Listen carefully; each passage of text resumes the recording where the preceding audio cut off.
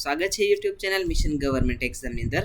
આજના વિડીયોની અંદર આપણે વાત કરીશું ટાટ હાયર સેકન્ડરી અને ટાટ સેકન્ડરી તેમજ સ્ટેટ અને ટાટને અંદર જે એક્ઝામની અંદર જે પ્રિલિમ્સનું પેપર પૂછાય છે તેના જેવું જ સિમિલર પેપર છે અહીંયા મોક ટેસ્ટમાં તૈયાર કરેલું છે, જે આવનારી પરીક્ષામાં આપણે ખૂબ જ ઉપયોગી સાબિત થઈ શકશે.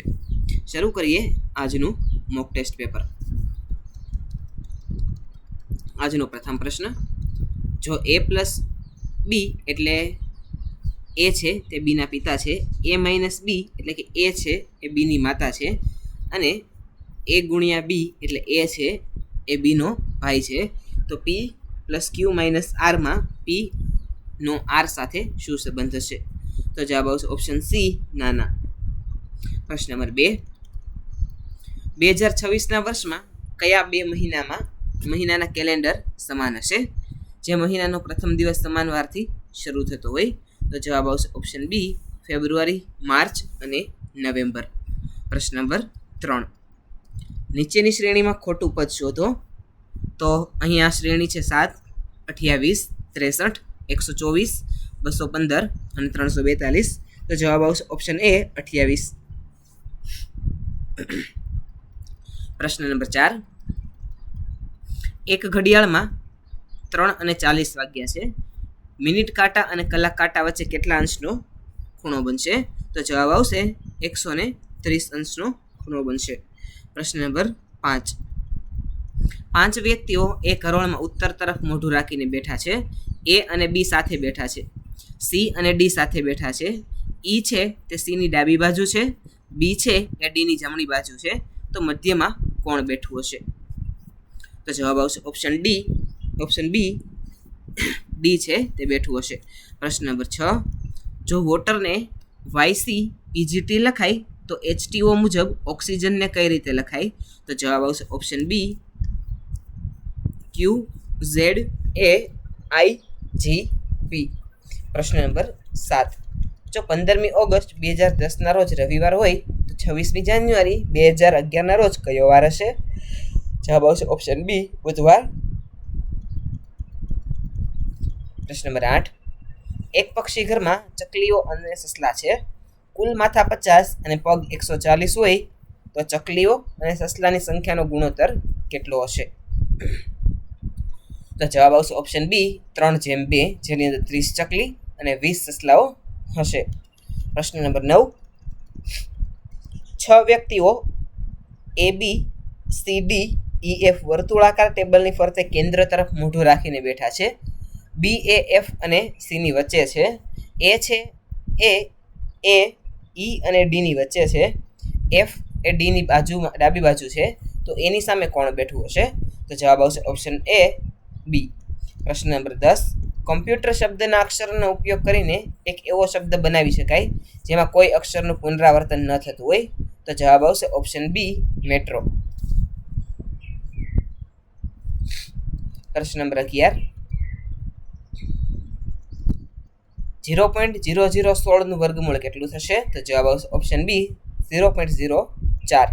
પ્રશ્ન નંબર 12, રશિયાનો રૂબલ સાથે સંબંધ હોય તો દક્ષિણ કોરિયાનો કોની સાથે સંબંધ હશે? તો જવાબ આવશે ઓપ્શન બી, 1. પ્રશ્ન નંબર 13, 1 થી 100 વચ્ચે આવતી પૂર્ણ ઘન સંખ્યાઓ કેટલી છે? તો જવાબ આવશે ઓપ્શન સી, 4. પ્રશ્ન નંબર 14, જોડણીનો ભેદ અર્થ બદલે છે. ચીર અને ચીર માટે સાચો વિકલ્પ શોધો. તો જવાબ આવશે ઓપ્શન બી, ચીર એટલે વસ્ત્ર અને ચીર એટલે લાંબુ. પ્રશ્ન નંબર 15, પર્યટક શબ્દનો તદ્ભવ શબ્દ કયો થાય? તો જવાબ આવશે ઓપ્શન બી, પલંગ. પ્રશ્ન નંબર 16, મનોવિજ્ઞાનમાં ગેસ્ટાલ્ટવાદમાં કયા મનોવૈજ્ઞાનિકનો સમાવેશ થતો નથી? તો જવાબ આવશે ઓપ્શન ડી, થોર્નડાઇક. પ્રશ્ન નંબર 17, બાળક એ કોરી પાટી છે. આ વિધાન કોણે આપ્યું હતું? તો જવાબ આવશે ઓપ્શન બી, જ્હોન લોકે. પ્રશ્ન નંબર 18, સિગમન્ડ ફ્રોઈડના મતે વ્યક્તિત્વનો કયો ભાગ નૈતિક કમાન્ડર તરીકે ઓળખાય છે? તો જવાબ આવશે ઓપ્શન સી, સુપર ઇગો. પ્રશ્ન નંબર 19, મનોવિજ્ઞાનની કઈ પદ્ધતિ કાર્ય-કારણ સંબંધ સ્થાપિત કરવા માટે શ્રેષ્ઠ ગણાય છે? તો જવાબ આવશે ઓપ્શન બી, પ્રાયોગિક પદ્ધતિ. પ્રશ્ન નંબર 20, ગિલફર્ડના બુદ્ધિના ત્રિપરિમાણીય મોડેલમાં કુલ કેટલા ઘટકો હોય છે? તો જવાબ આવશે ઓપ્શન સી, 180 જે નવી સુધારેલી આવૃત્તિ મુજબ છે. પ્રશ્ન નંબર 21 કિશોરાવસ્થામાં અસ્મિતાની કટોકટીનો ખ્યાલ કોણે આપ્યો? જવાબ આવશે ઓપ્શન બી એરિક એરિક્સને. પ્રશ્ન નંબર 22 ડિસ્લેક્સિયા એ કેવા પ્રકારની ક્ષતિ છે? તો જવાબ આવશે ઓપ્શન બી વાંચન સંબંધી ક્ષતિ છે.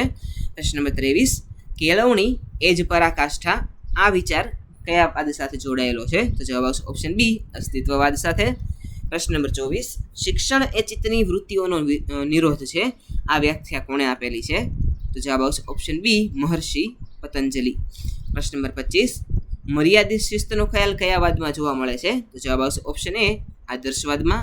પ્રશ્ન નંબર 26 વિધાન એ પ્રશિક્ષિત અભિસંધાનમાં ઉદ્દીપકનું સામાન્યકીકરણ જોવા મળે છે.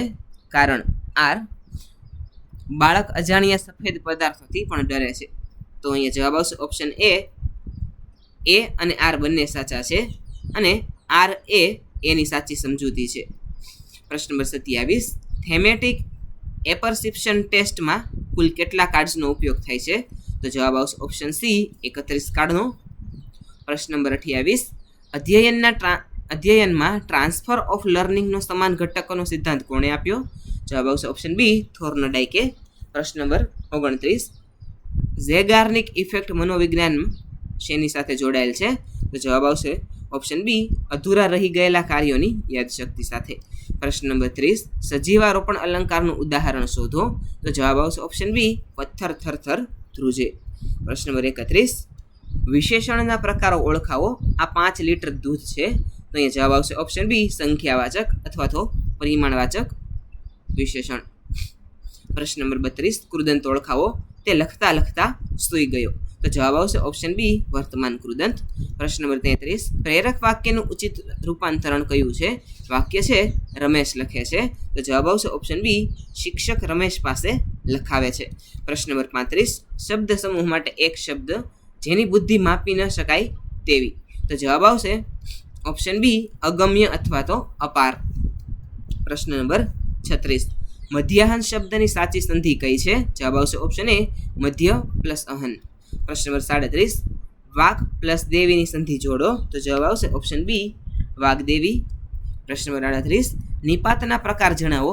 મારે તો જવું જ પડશે. તો અહીંયા જવાબ આવશે ઓપ્શન એ ભારવાચક નિપાત. પ્રશ્ન નંબર 39 છંદ ઓળખાવો.